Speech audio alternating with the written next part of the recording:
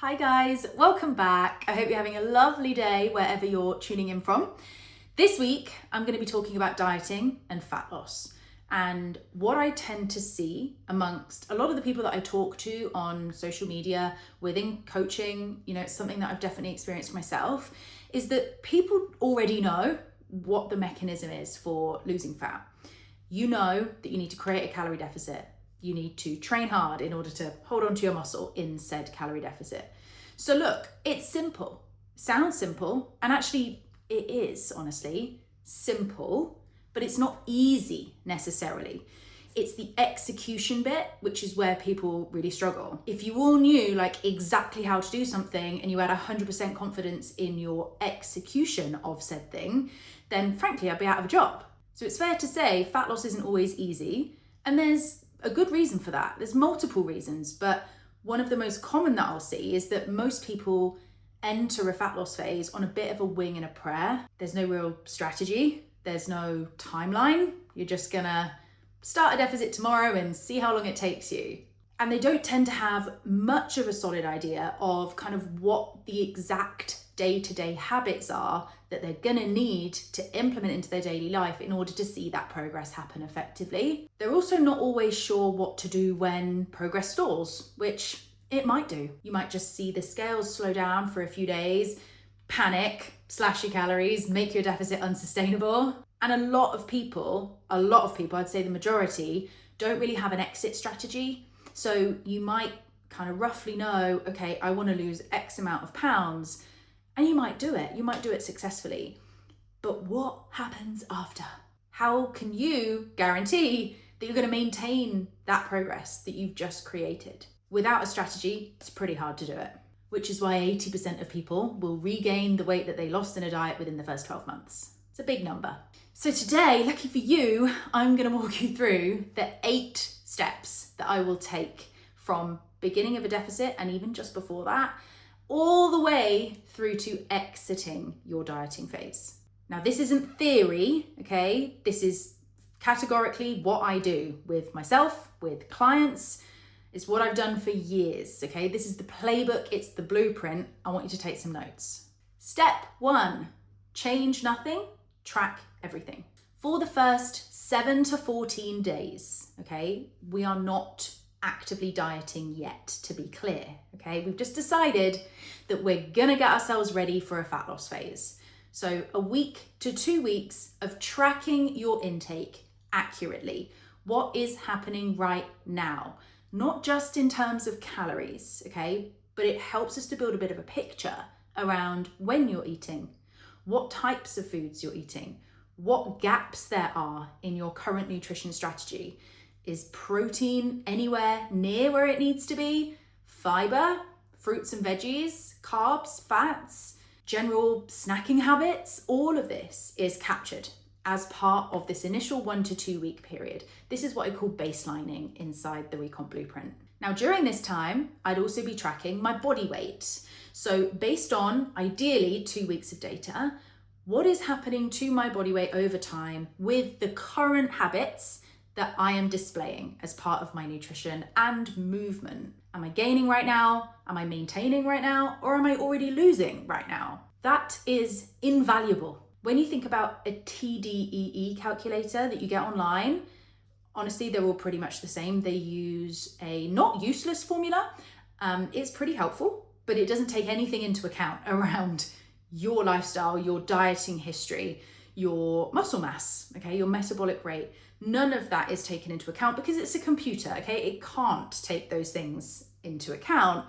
The most reliable feedback you can get is from your body.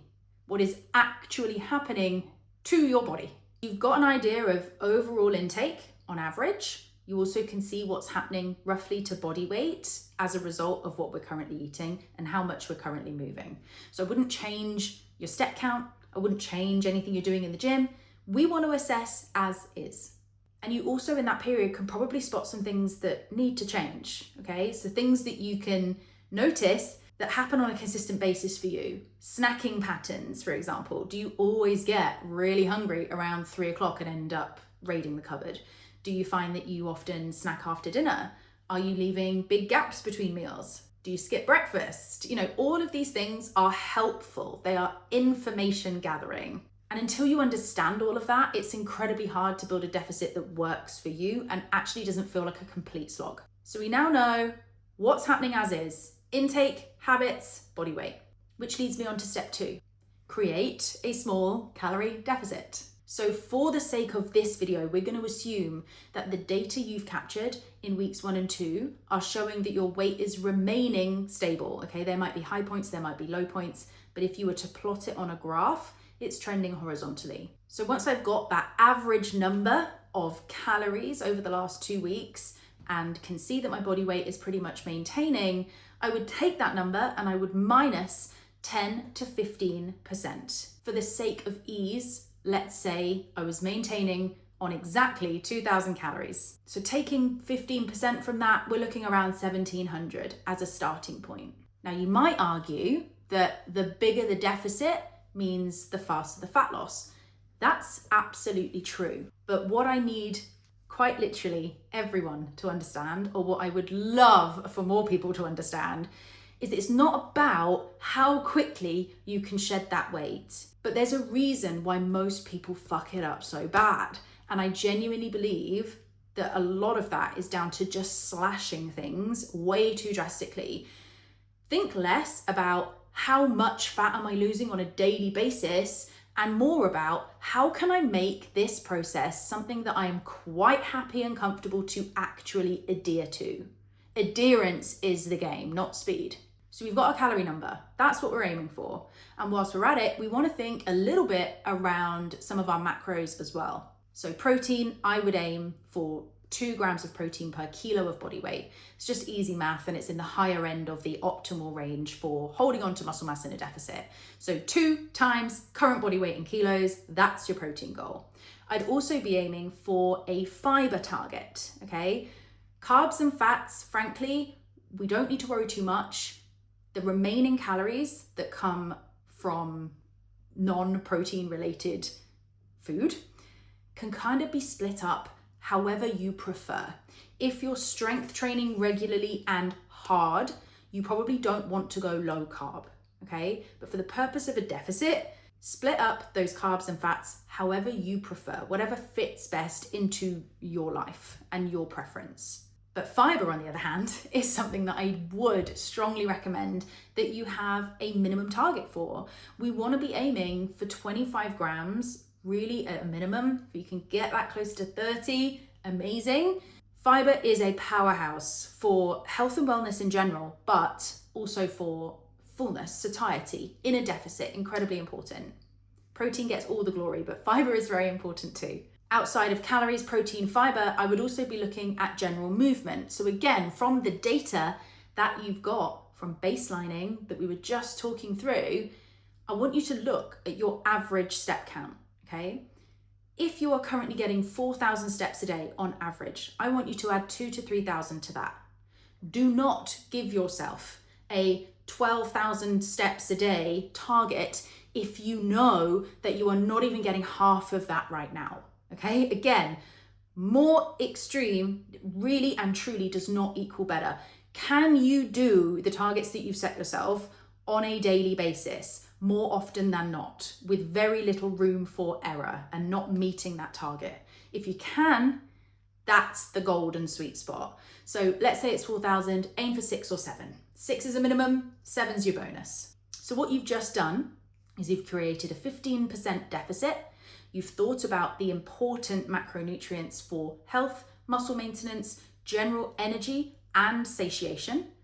And you've increased your overall daily energy expenditure by around 20% through the form of steps. So where you've currently got energy balance, you've not only created a deficit through energy in via food, but you've also created a deficit through energy out, meaning that this deficit you've created is going to be really effective and hopefully not feeling as though you're having to turn your entire life upside down.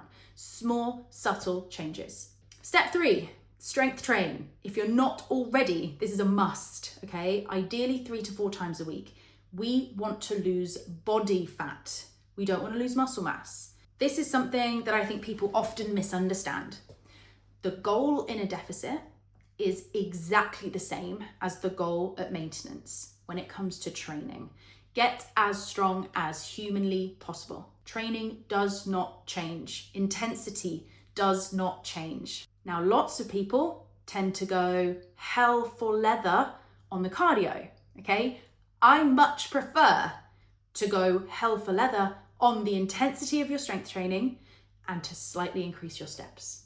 If you're already doing some cardio as part of your exercise schedule, that's amazing. Keep that in, okay? It's obviously great for overall health, wellness, but we're not going to be adding to that. Not just yet, anyway. This can be a lever that you can pull on later down the line, but I'll get to that. Step 4, track your progress in more ways than one. Now look, I am not anti-scale. I am very much for scale, okay? It can be incredibly helpful, but only if you use it correctly and read it correctly. So here's everything that I would actually track. Scale weight, daily, first thing in the morning before you've eaten or drank anything. Progress photos, probably weekly in a deficit. It's actually a good frequency to be able to see subtle changes week to week. With lighting coming in on you, showing as much skin as possible, same clothes, same poses, so that again, you're tracking like for like, you're comparing apples with apples. And also how my lifts are going, okay? If I see strength increasing in a deficit, that is great news. It's another reason why we don't slash calories too low, because you find that training stimulus just cannot remain at that same level of intensity when the fuel isn't there. We do not want to be weighing in randomly once a week, or sometimes at just 3 o'clock in the afternoon because you're feeling bloated and fancy self-sabotaging. Literally every day, first thing in the morning, and track the data over time, okay? So you are going to have some higher points on the scale. I would also be keeping a bit of a log of things like my sleep, my stress, my menstrual cycle, so that I can take those things into account when I'm looking at the data on a weekly basis. You had a terrible night's sleep and the scales are up by 1 kilo the next morning? Yeah, totally to be expected. Late luteal phase, feeling bloated as hell? Yeah, a scale increase is to be expected. The thing we need to see here is some context. So keeping a log of those general lifestyle factors and symptoms that you're experiencing alongside scale weight, progress photos, lifts in the gym. Number 5, watch the trends, not the daily numbers. And this goes for everything, okay? This goes for not just the scale, but it also goes for your performance in the gym, for example, or your energy levels in general. You have a couple of really shit sessions. That doesn't mean you're getting weaker over time. You see a couple of high scale reads. That doesn't mean that the deficit isn't working, okay? That whole principle needs to be applied to quite literally everything you do in your fitness journey. If you were to graph how a scale responds to a deficit, an effective deficit over the course of 6 weeks, there is never, and I mean never, in the course of 4 years of doing this, helping hundreds of women lose fat, I have never once seen a scale weight trend that goes perfectly like this. In fact, this is more what it looks like. It is a series of spikes, a series of troughs, but what we're looking at is the trend. You can clearly see that body weight over time is tracking down. If this particular client gave up as soon as she saw any of those higher spikes on this graph, then you can really see how much she would have missed out on. And I think the real kicker here is when you know that the formula and strategy that you are applying is fundamentally sound, and you know without question that it works, it really helps you to remove some of that emotion around those higher scale points, which are literally as inevitable as rain in British summertime. Like, it's going to happen. I think the concern can come in when you see that high point and you go, God, am I doing the right thing here? That's when the brain can really start ticking over. If you have the reassurance and the confidence and conviction to say, I absolutely know what I'm doing is working, therefore I can pay no attention to this and know that given time, it will drop down in the way that I expect it to. Number 6, give your plan 2 weeks, the 2-week rule, before you change anything. I like the 2-week rule because it gives your body enough time firstly to respond. Okay, we know fat loss is slow. Weight loss might be fast. Fat loss is slower. We also know, particularly as women, that we have a lot of variance in scale weights, particularly around certain times of our menstrual cycle.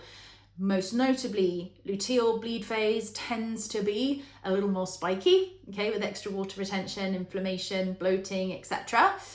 So 2 weeks is my general rule of thumb to track against your current protocols before deciding that you've plateaued. Now, I may make some changes after that 2-week period if I'm not seeing anything move, but I must be ticking this checklist off first. Have I been at least 90% compliant with my nutrition targets over the last 2 weeks? Same thing with training and with steps. Have I been 90% or more compliant with both my step goal and my current training prescription? If either of those things are below 90%, do not touch the protocol. Keep executing and just get better at hitting it more consistently. Again, most people here will go, I've been so good, nothing's working. I must have just plateaued. My metabolism has adapted, so I'm gonna cut another 300 calories. Whereas my approach is go back, check adherence. If we know we've been bang on it doing everything right, then yeah, we may need to pull on one of 3 levers. That might be decreasing calories by 5% or so. It might be increasing steps a little more. Again, now with that, it can be a more time-consuming option. If you're already walking, say, 10,000 steps a day and you need to get to, say, 12 or 13,000 steps a day, and that doesn't feel doable for you, then go to option 3, which is some steady state cardio, increasing steady state cardio. So if you're doing some already, think about increasing by 30 minutes a week. If you're doing 0 currently, again, get to 30 minutes a week. Steady state, you're not blowing out your ass at the end of it. It's not how much can you sweat. It is how can we increase energy expenditure without massively spiking the need for energy in. We're in a deficit after all. We want to limit that. And going back to potentially dropping calories by around 5%, can you imagine if you started your deficit at, say, 1,400 calories from 2,000 as your maintenance? Where have you got to go when things plateau? How much wiggle room do you have? Where do you go from 1,400 calories? What are you gonna do? Eat 1,200? This is again another reason why we keep that deficit mild in the beginning. Around 15% is my usual sweet spot. It depends on the person, but it's usually my sweet spot. We can drop by another 5% if we need to later down the line, as and when plateaus appear. I would choose one of 3. I would choose one of those 3 options at a time, and then I would apply that 2-week rule once more. Rinse and repeat as needed. 7, take a dieting break when you need one. So I would say, again, as a rule of thumb, usually every 8 to 10 weeks, I'll think about adding in a prescriptive dieting break for someone. That may be somewhere between 7 to 14 days of eating intentionally at maintenance. It's not a free-for-all. There is still guardrails in here, but we're giving the body and the brain a break at maintenance to just allow for those energy levels to naturally come back up. You'll see your sleep probably improves, your training quality improves, it's easier to go out and get steps in, hunger starts to normalize. Now, the reason I will do that is because after a period of time, it can become quite fatiguing being in a diet. You can notice that hunger starts to get a little bit louder. Maybe sleep quality suffers. Maybe just general fatigue about making decisions on what you can or can't have is getting a bit much, and therefore adherence can start to slip. So if you know that you're going to be dieting for longer than, say, 8 or 10 weeks, it might be that you only need 6 or 8 weeks and then job done, right? It depends on where your starting point is. But if you know you're going to need longer than that, plan in these dieting breaks along the way. And step 8 is having an exit strategy for your deficit.